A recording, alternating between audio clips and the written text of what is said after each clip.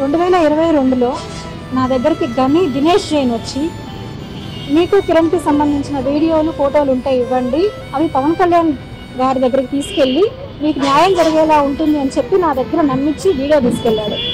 అప్పుడు నేను నమ్మకపోతే నా ఫ్రెండ్ అయిన హరిశంకర్ దగ్గర కాల్ చేపించి మీకు న్యాయం చేపిస్తామని చెప్పి తీసుకెళ్లారు.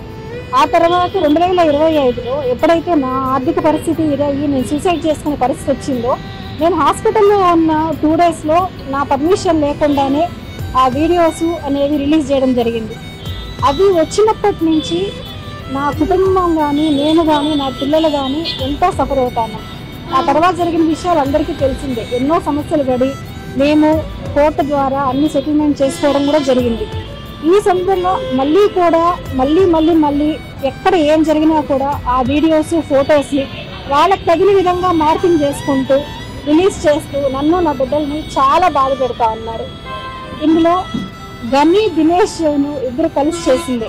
ఆ తర్వాత వాళ్ళు వైసీపీకి సంబంధించిన పసుపులేటి సురేష్కి ఇవన్నీ కూడా ఇవ్వడం జరిగింది. ఇప్పుడు ఆ మీడియా ద్వారానే ఎక్కడ ఏం జరిగినా కూడా నగే రిపీట్ అవుతూనే వస్తున్నాయి. దీని ద్వారా చాలా చాలా చాలా మానసికంగా నలిగిపోతున్నాను.